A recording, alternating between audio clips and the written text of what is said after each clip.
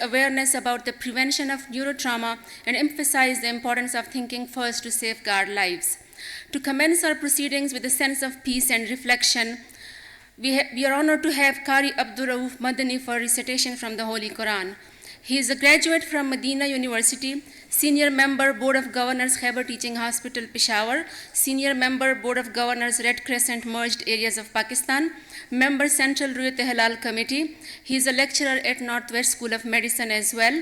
He will recite few verses from the Holy Quran. أعوذ بالله من الشيطان الرجيم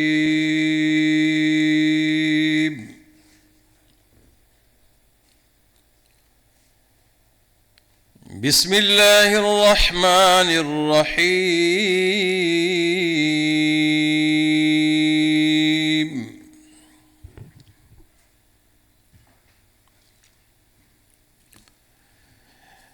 إن هذا القرآن يهدي للتي هي أقوم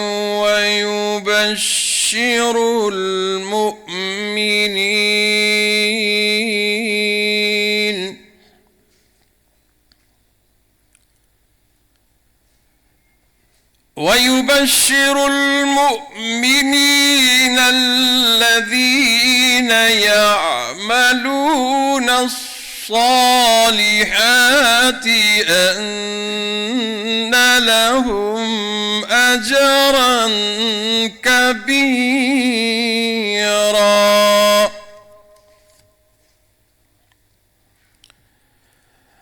وأن الذين لا يؤمنون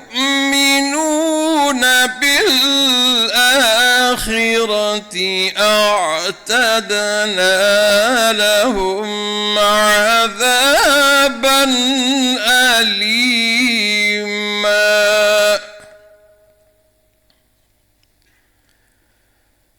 ويدعو الإنسان بالشر دعاءه بالخير وكان الإنسان عجولا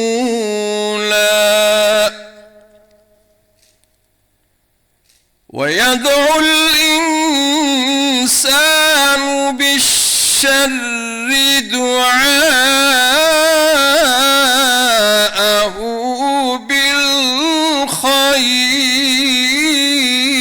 بالخير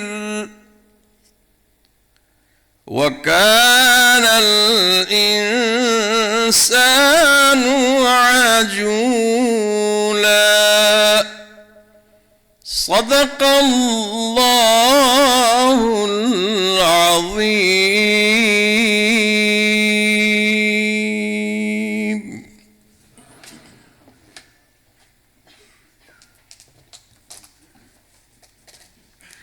Let us stand united as we pay tribute to our nation. I kindly request everyone to please stand in honor of our national anthem.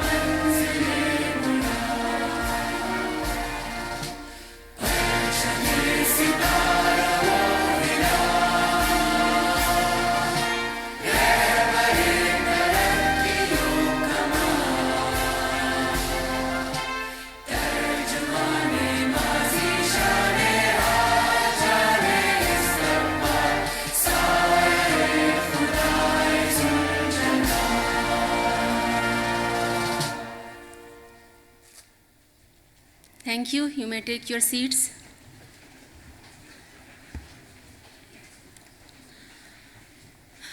Opening this seminar with an insightful address on the significance of public awareness and preventing neurotrauma, I invite Professor Tariq Khan, Chairman, Alliance Healthcare, to please address the audience.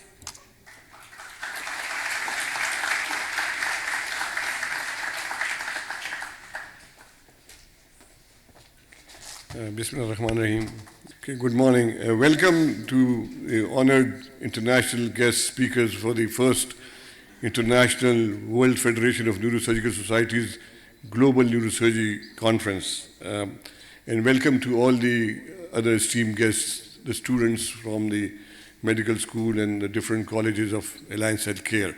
So this is a very important topic.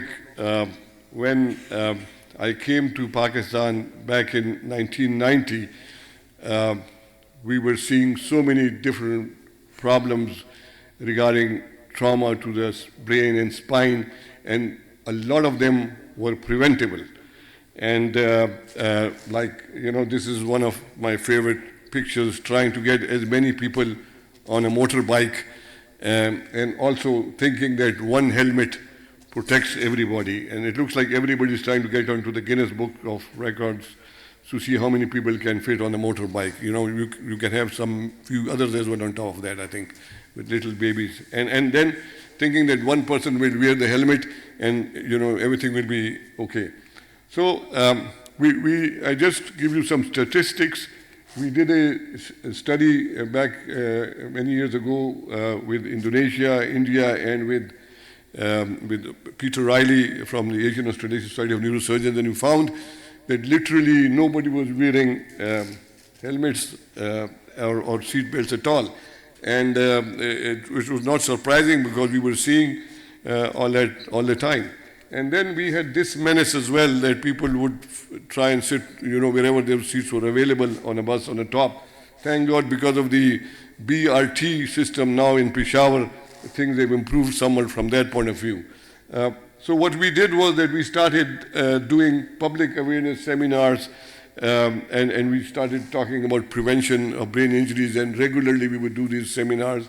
And thanks to Gail Russo, we joined the Think First International, which is an organization in many, many countries for talking on prevention. And back in 2019, we had a very big public awareness seminar here at that time as well on prevention.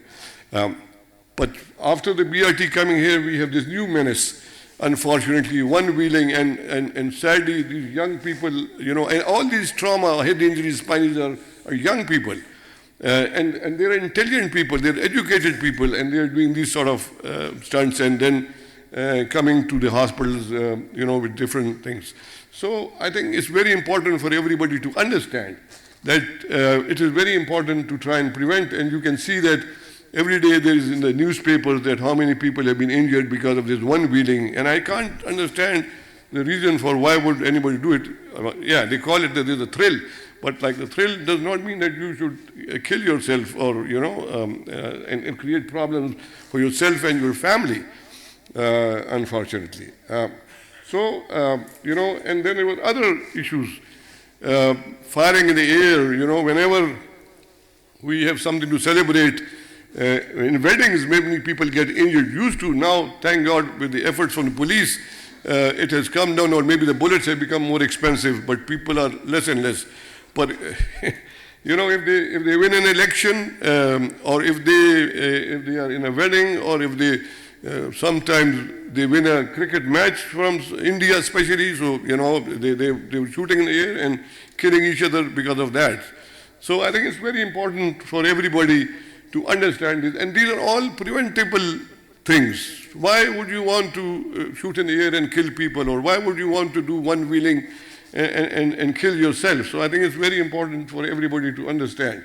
And of course the traffic jams, and nobody wants to wait for anybody, unfortunately, and I would love that the traffic police should have regular things on television to teach people how to behave on the road. Road rage is very, very common here as well. You may think it's very common in Europe or United States. It is impossible here in here in Pakistan. So I think I remember one of the people in the police who unfortunately died in a bomb blast. He had started this thing with training the drivers of public transport to see, to give them manners and etiquettes, to understand, that you should give way to the other person. I think that's very, very important. I'm glad that the police are here, so maybe they can help us with that as well. And then this other menace was there, people kite flying on the rooftops and falling from the rooftops. It was a very nice sport, but unfortunately it had to be banned because, of people falling from the roofs. And also they were using this wire which was metallic, and people's throats were cut because when they were going on a motorbike and suddenly there was this wire and it slashed and they had to ban.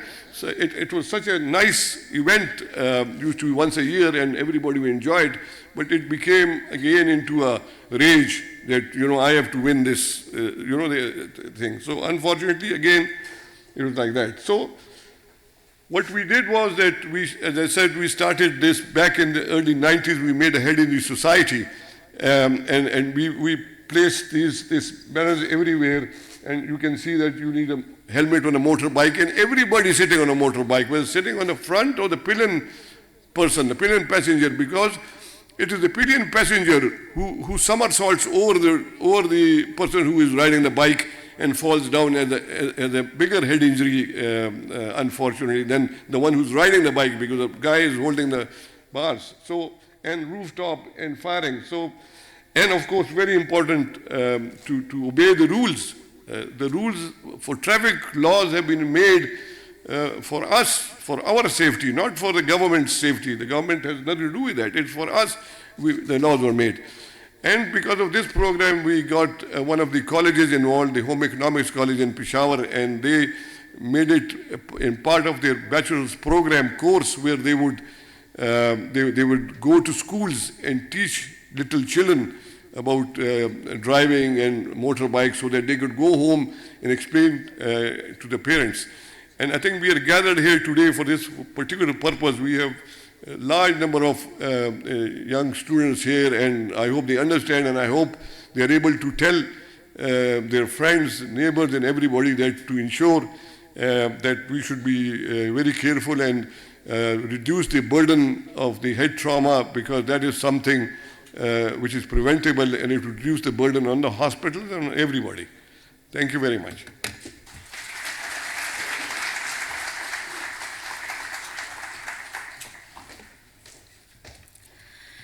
Next, I would like our esteemed speaker, Professor Hameshi Shabani from Mohembili Orthopedic Institute, Dar es Salaam, Tanzania.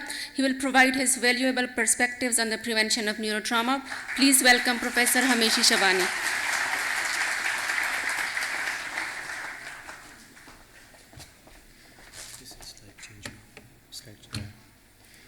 Yeah, thank you very much. Assalamu alaikum. Good morning, everybody. Yeah, I'm very delighted to be here. I thank Professor Khan for inviting my team to Peshawar. It's my first time to be here. It's very interesting for me. I'm the head of Department of Neurosurgery Pediatric Unit at Mohembili Orthopedic Institute. This is in East Africa. I have a few disclosures to make, and on top of that, we haven't yet started our public awareness campaign in Tanzania. We are in the process, and we have our mentor here, Professor Gail Rosio. Yeah, she's our mentor, and we are going to join her team very soon. But just to show you what is happening if you don't have a public awareness program, I'll show you the figures. So this is the hospital burden which we have at Mohembili Orthopedic Institute. You can see that the majority of the neurosurgical activity in our department is trauma. And neurotrauma constitutes about more than 60% of patients, all the patients who are admitted monthly, and severe traumatic brain injury constitute about 10% of those TBIs. And if you mention about severe TBI in a third world country, of course, nowadays we talk about low and middle income countries, but low resource set environment, you are talking about the scarcity of ICU care and neurocritical care, which is very, very expensive. Imagine you are getting this amount of patients every month, and you only have 30 ICU beds, because we have 32 ICU beds, and this is what we have every month. So you can imagine in 3 months how many patients will require an ICU care. On average, each severe TBI patient is admitted for 18 days and more.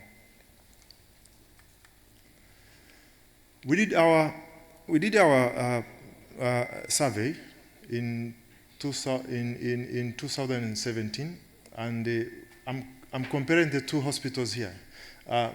I belong to Muhimbili Orthopedic Institute, and we have another hospital which is north, about 700 kilometers from where we are, and they have also a neurosurgical service there. And if you see this data, the demographic characteristics of traumatic brain injury patients, you can see all these are very young patients.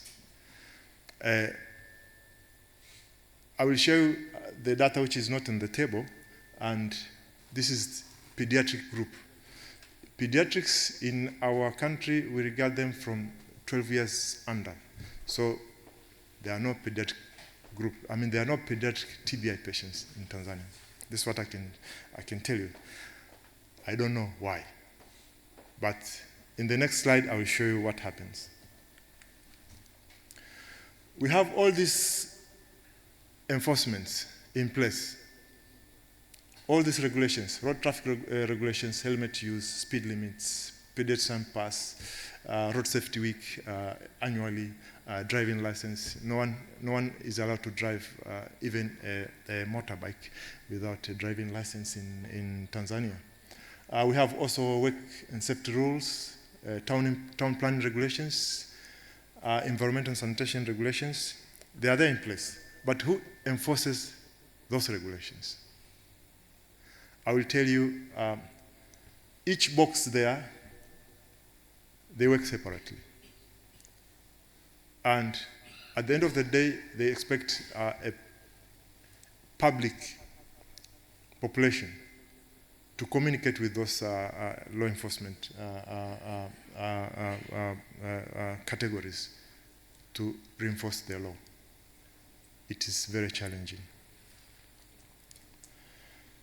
So we are in the process of starting our public awareness education with Professor Gail Rosio, Think First. We have trained our team of nurses who we have coined them pioneers of neurosurgical, neurocritical care nursing team, and we shall start with them to do public awareness. But this is the last thing which I can show you, that the public, before we started, the public themselves have started without our initiation. That each morning and each evening, in each street in Dar es Salaam, there's one parent and sometimes a policeman who stays aside at the pedestrian road during the peak hours to make sure that school kids cross safely.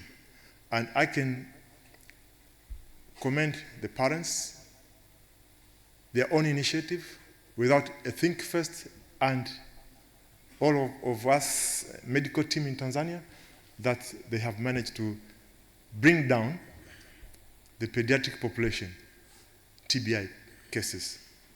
I commend them so much. And this is where I end. Thank you.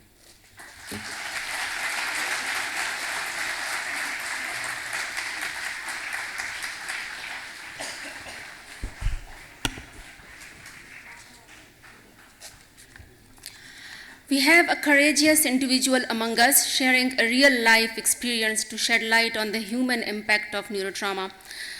He's a young boy who had sustained severe neurotrauma while falling off the school van when he was coming back from school.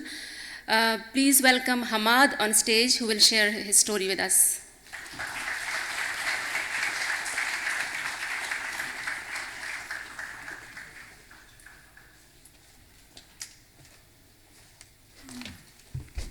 Good morning, everyone. I am Sayyid Hamad, and I come from a modest and secluded village of Mardan. In my family, we are bound together, 2 brothers, 5 sisters. My father's struggles with severe psychotic condition has been a burden we have shouldered together. Both mental and financial hardships have shadowed our journey. Yet, in adversity, my mother emerged as our pillar of strength. She stood tall, nurturing not only our minds, but our spirits, ensuring education become our guiding light even in the darkest times. Despite scarce resources and financial strains, my parents remained steadfast in their commitment to our education. As for myself, I once aspired to become a chartered accountant. A dream now at a crossroads, reshaped by unforeseen circumstances. Today, I stand before you to share a glimpse of my life's journey, one filled with difficulties, hardships, and the unwavering support of my family. I was just a 9th grade student, hanging onto the back of a tired old school van. With my friends when tragedy struck us, a broken ship caused disaster, leaving me lying on the roadside, confronting the harsh reality of mortality. A nearly fatal accident tested my strength, and the timely help of Northwest General Hospital's team, particularly Dr. Faika Filza and Dr. Tariq Hashim, saved my life. I remained in coma for 26 days. It is undeniable that Northwest boasts the best team of doctors and support staff.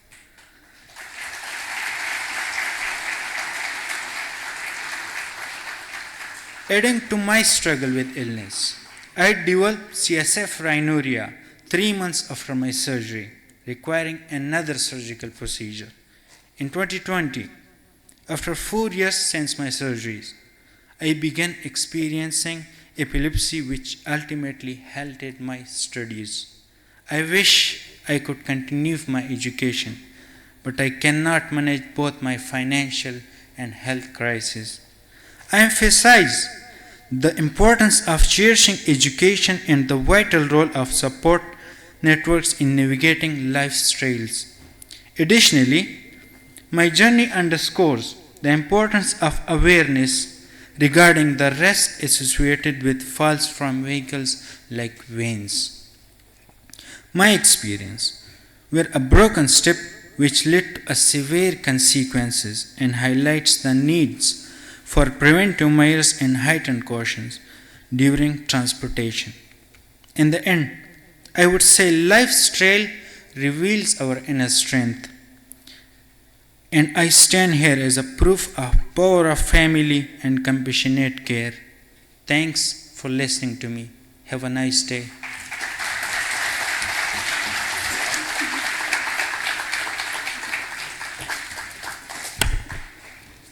Thank you, Hamad. Next, I would like to invite Mr. Rafiola from the Rescue 1122, offering insights into their crucial role in responding to neurotrauma incidents and educating the public on emergency response.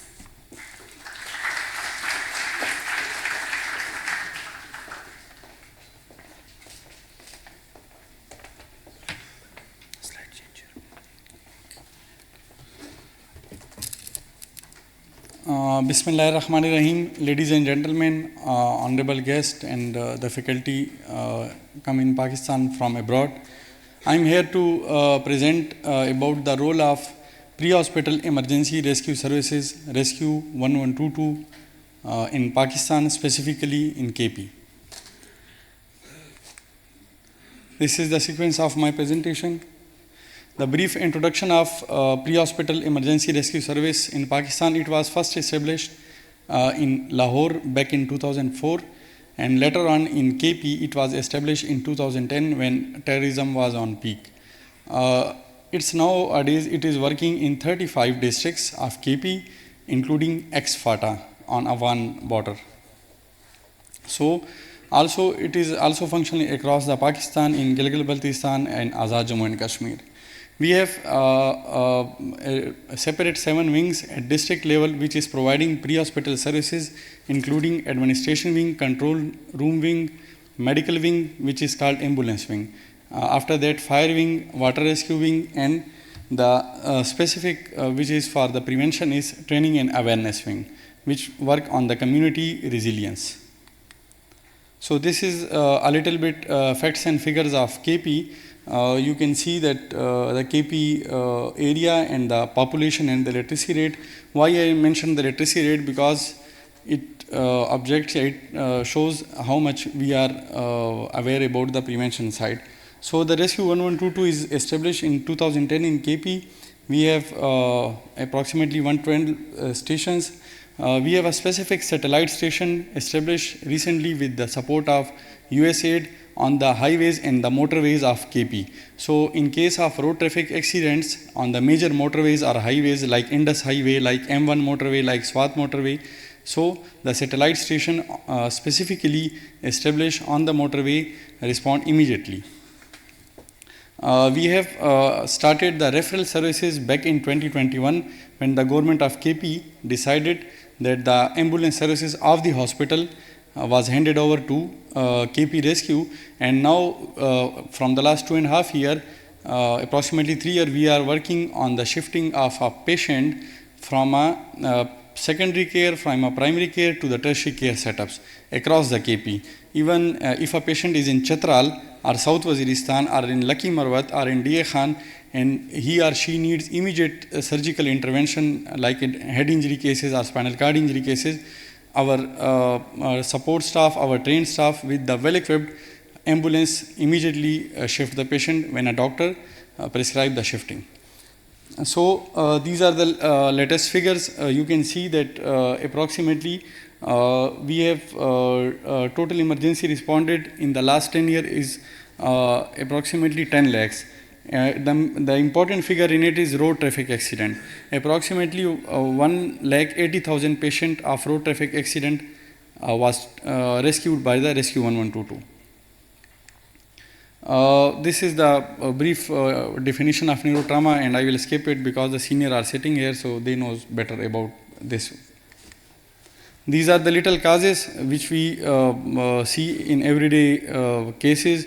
So it includes the accidents, falls from the height and the other sports related injuries, assault cases, and the different medical conditions. So if we see the data or the statistics or the emergency response form, we will find mainly these cases in neurotrauma these causes in neurotrauma cases. Role of Rescue 1122. So this is a brief role of Rescue 1122.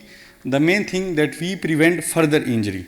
So if something happened to a patient on a roadside, we just stabilize him or her, we provide first aid, we maintain the ABC including airway, breathing, circulation or CAB. So we maintain the airway, we maintain his or her breathing, we maintain circulation, we shift the patient on a spine board, we immobilize him or her, we we apply the cervical collar and other things. So this is a little suggestion to the viewers, to the seniors sitting here, that what we need to prevent the further neurotrauma cases in the KP. So it needs the helmet, yes, top of the list, that every day we are dealing the patient of motorbike accidents on the roads, on the different area streets, and they are without helmets. So after that, seat belt use, after that fall prevention. Many buildings in the KP or even in the Pakistan do not apply the safety protocols. So many cases are reported with us because of this. After that, sports safety, violence prevention, education and awareness. 1122 is already doing education and awareness on the roads, in the school and everywhere, and we must support this department to spread more awareness on the prevention of neurotrauma cases. Infrastructure improvement. You can see that main hole are mainly in the Karachi, and the different area remains open and many people fall on it, and it results in the neurotrauma cases. And the other thing is concussion management, properly manage concussion by recognizing symptoms, seeking. So this is the role of 1122. And by implementing these preventive measures, individual communities and government can reduce the incidence of the neurotrauma cases. So it is all about the 1122, and I will share my personal experience. In 2011, I suffered with the subdural hematoma when I was on a road in my village, and it results in a severe injuries. I got treated in a Northwest Hospital, and by the sake of Allah, today I am here with you, and I have a lot of loves with this institute, because after graduating from University of Health Sciences Lahore back in 2014, I served here for 1.5 years in the Northwest Emergency Room. And today I am serving in 1122. I have done my PhD in Emergency and Disaster Management. I have done my MS in Public Health, and I have done MS in Governance and Public Policy. So my aim is, I am working in the LRH. I work in LRH for 5 years as Manager Emergency Department. So my aim is to make the safer communities. If we respond very well, if hospital treat every patient, but the prevention is the better solution of every problem. So we must fight for it. Thank you very much.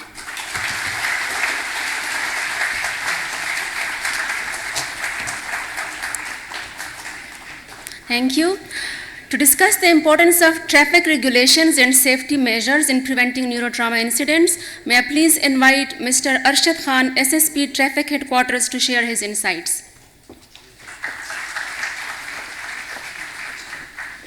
Bismillah ar-Rahman Rahim. Good morning, ladies and gentlemen.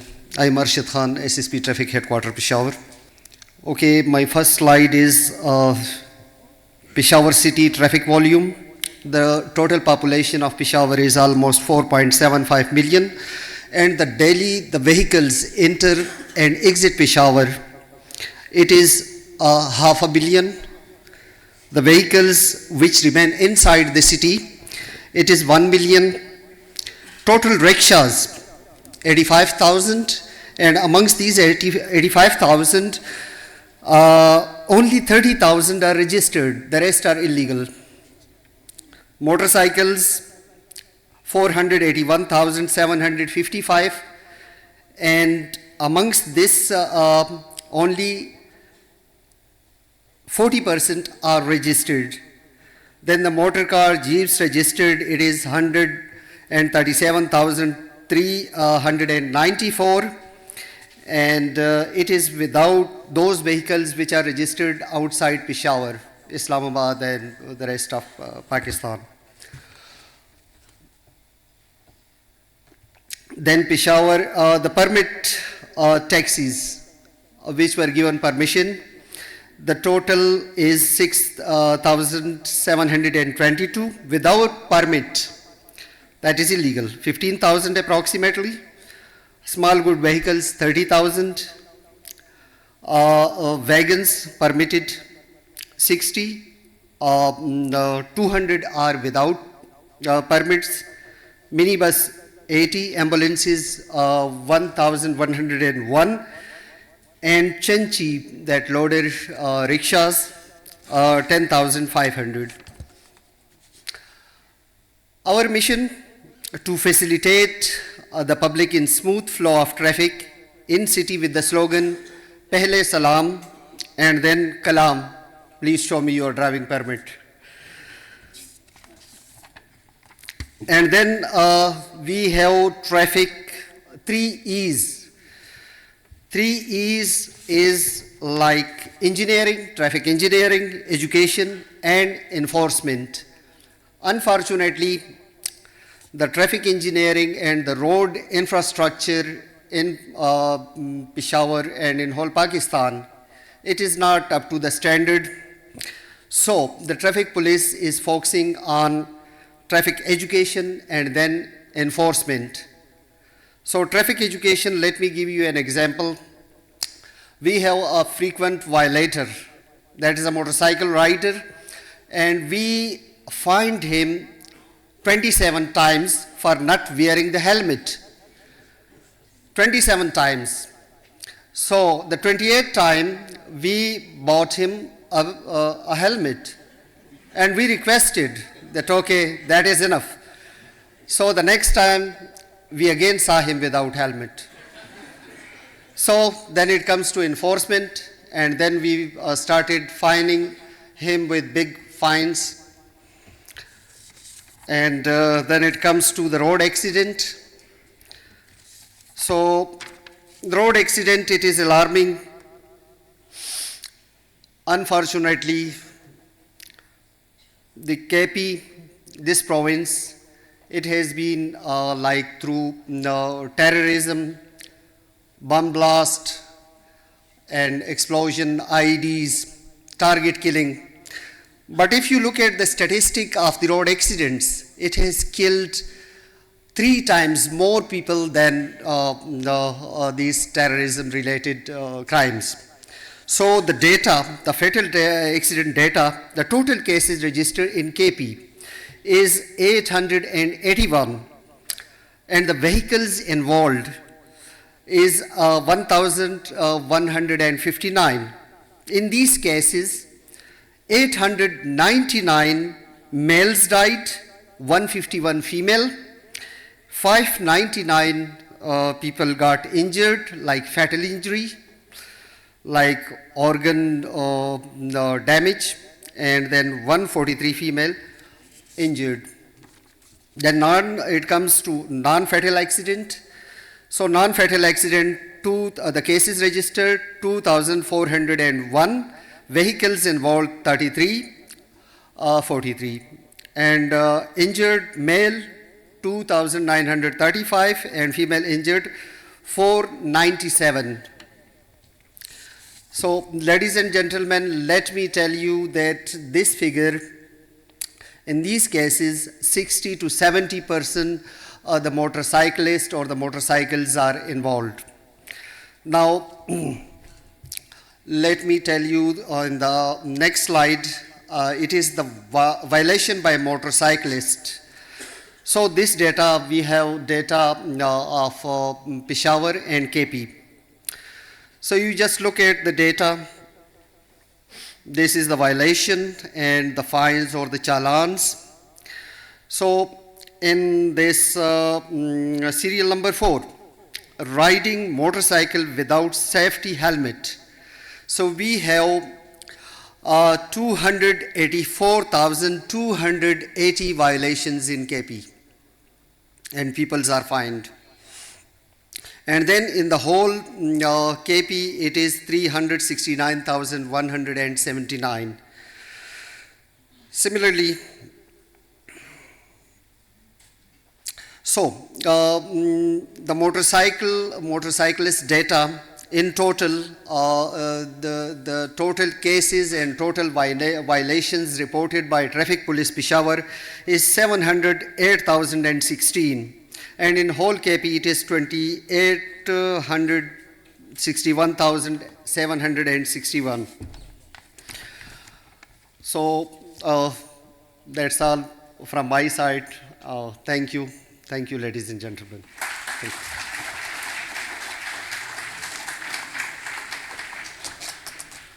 Thank you.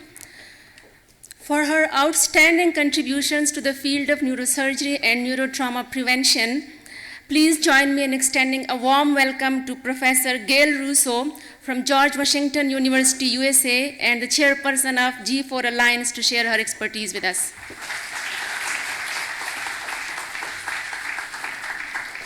Well, it is really a pleasure to be here back in beautiful Peshawar and in Pakistan. I want to thank Tariq Khan, my good friend, for the opportunity to come back here again. I'm also really honored to be here with so many individuals, both from Pakistan and abroad, who are the stalwarts and the leaders of our esteemed profession. And I'm perhaps most excited to see the shining faces of the next generation who will be leaders in medicine. I'm so glad that you're all here today.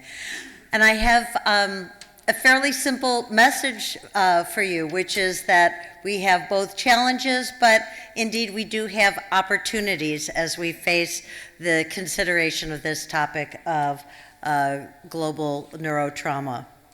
So it is a big challenge. This Lancet Commission report looked at the numbers, and they're huge.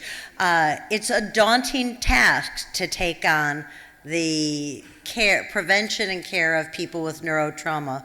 We heard Professor Shamisi's example of 300 traumas a day, neurotraumas. It's hard to imagine, and it's difficult to not be overwhelmed. This is a problem that is a huge part of public health, and it occurs everywhere in every country.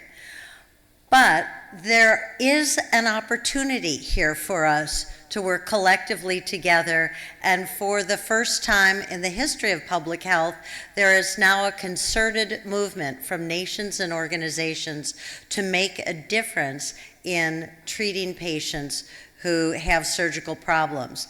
What you see on your right are the take-home messages from the 2015 Lancet Commission report that looked really, for the first time systematically, at trauma and at surgical needs around the world, and found that big problem that 5 billion of the 8 billion people on this planet don't have access to surgery, and that there are somewhere in the neighborhood of 143 million surgeries that should be done but can't be done.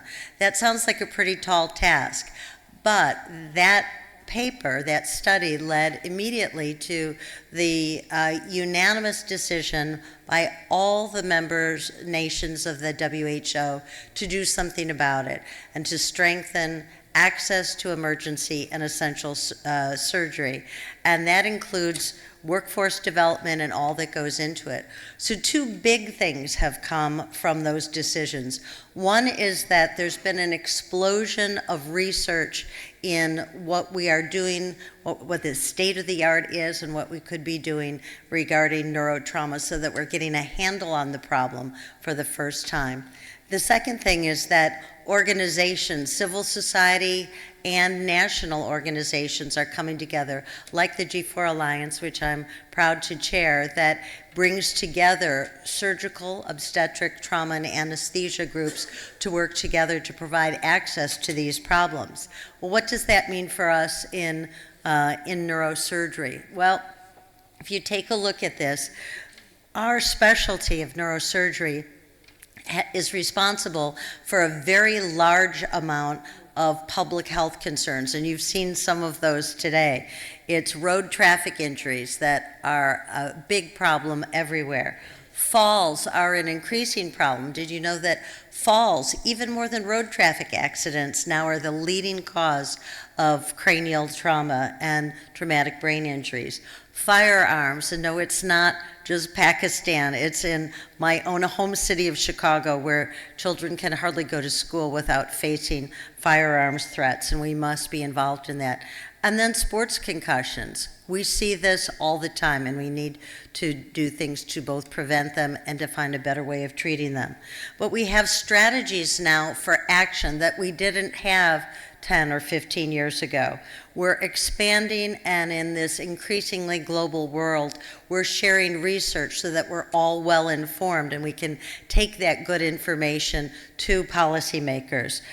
We're now doing things like this, where there's public health education of students, of practitioners, of people who are in practice, so that we're not only focused on the single patient in front of us, but we're assuming our responsibility for being involved in prevention and training of people so that we can avoid and actively treat traumatic brain injuries, and then we can develop collaborative policy. So I've always loved this quotation of Margaret Mead's, which is, "Never doubt that a small group of thoughtful and committed citizens can change the world. Indeed, it's the only thing that ever has." And I'll just conclude by sharing with you something that happened just today, and that is that a private company, happens to be from the United States, for the first time in human history, a small group of private individuals landed an unmanned craft safely on the moon. Happened today, and that was just a pipe dream for a few individuals a few short years ago, but yet they were able to make that moonshot and advance human science. How much more important is it for us as individuals to band together and to prevent and more effectively treat global neurotrauma? With that, I thank you. I'm delighted to be here.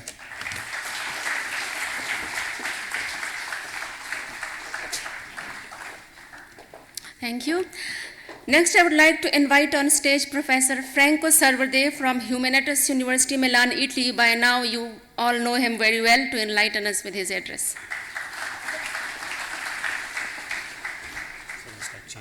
Yeah, thank you. Thank you. I just wanted to give you some small messages on prevention. I just learned that I really had to speak about prevention, but I give you two messages which can be included in the whole spectrum of presentation of today's.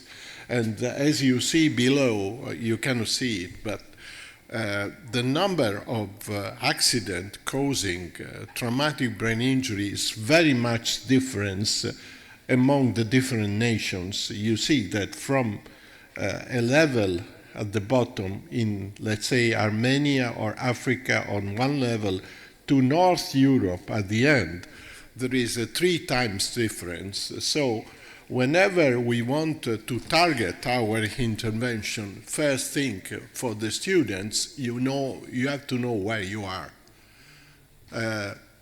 Don't read American or European papers and you believe you are there. You're not there. So the causes of trauma, I will show you, and the subsequent traumatic injuries you have in the brain or spine are different. So first thing, if you want to work in prevention, is to know where you are. And as you see it here, there has been a decrease in numbers of traumas in our countries, and you see the peak of the age of the patients. And this is extremely important because you see the helmet laws is in force in some part of the world and in some part is not. But another concept, and as our policemen have said, helmet laws does not protect anyone. The protection is the helmet. So the helmet law by itself is not protecting. If you wear the helmet, you are protected. So you see, there are many papers on this. I want to show our experience in Italy. Italy was the last European country to adopt a protection helmet law. In 2002, we started a campaign as neurosurgeon and with many others, physicians, to say, stop, we want an helmet law. There was a big reaction by the companies. Italy is the 3rd worldwide producer of mopeds and motorcycles. So many companies say, no, the helmet laws doesn't work. And there is another teaching for the students.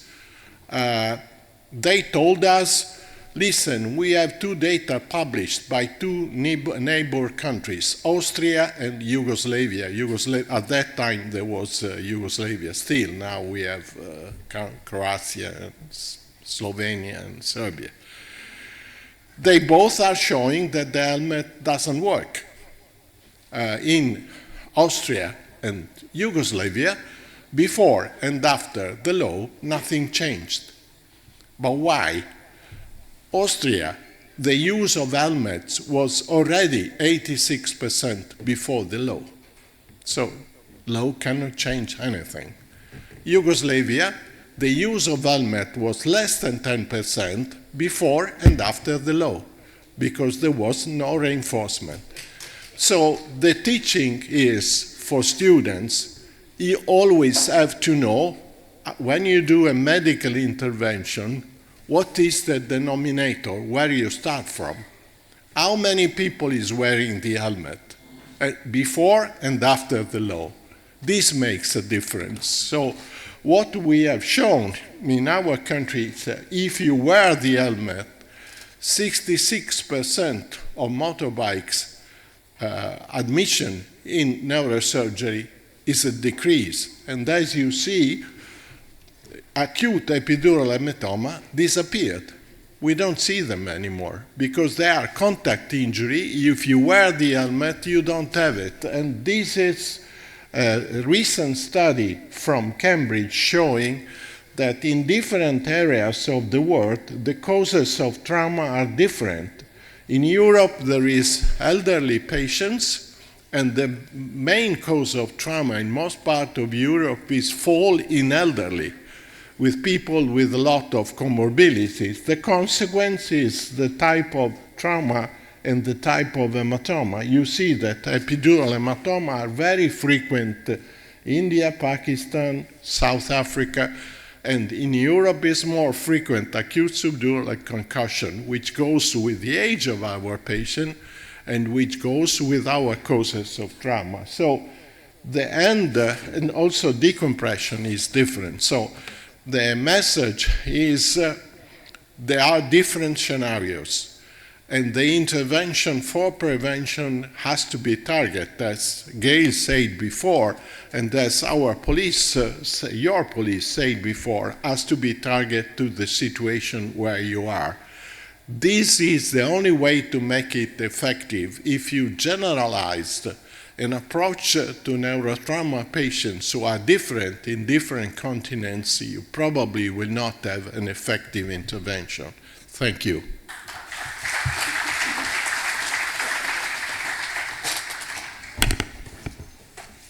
Thank you. I extend our gratitude to each speaker for their valuable contributions and to all of you for being part of this important seminar today. Let us take the knowledge gained today and actively contribute to creating a safer environment for everyone. Remember, prevention starts with awareness and education. Thank you, and let us make a collective commitment to think first for the prevention of neurotrauma. All the international faculty are kindly requested to be at the Principal Secretariat on the ground floor for the decolonization session, which will be starting at 12:30. But before that, we have arranged refreshment and a cup of tea outside of the auditorium. Thank you.